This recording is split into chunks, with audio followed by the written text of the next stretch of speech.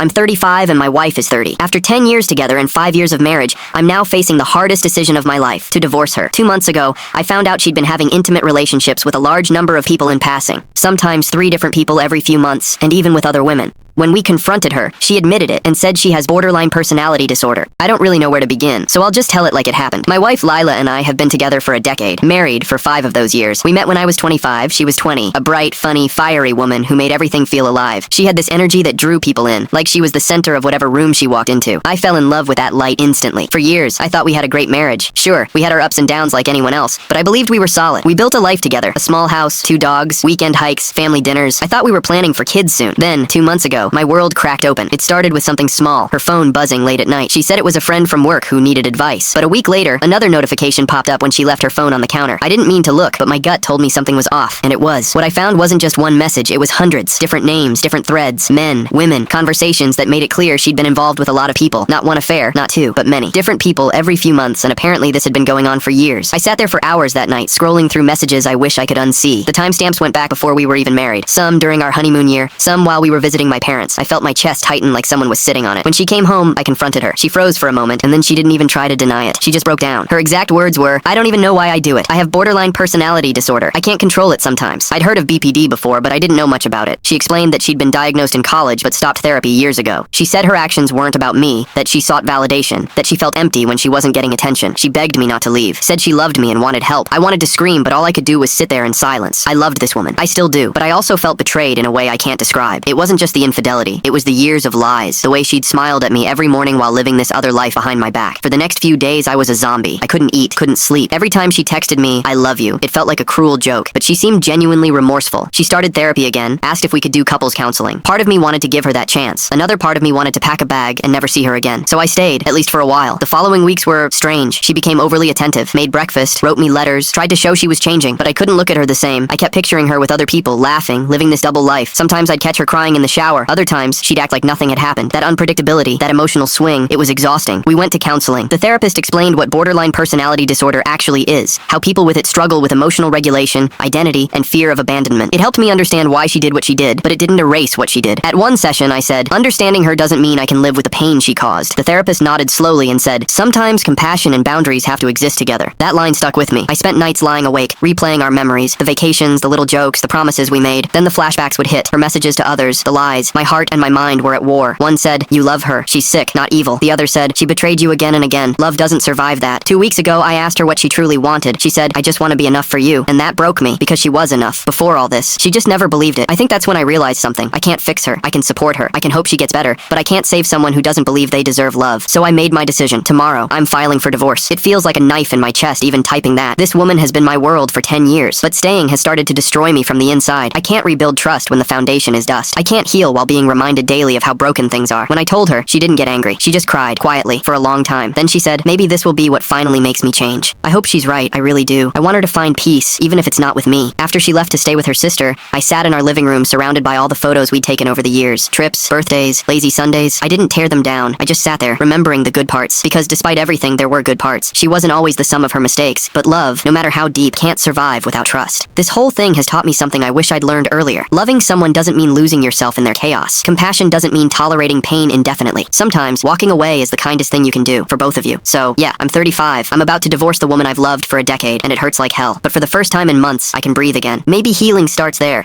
in the quiet space between heartbreak and hope.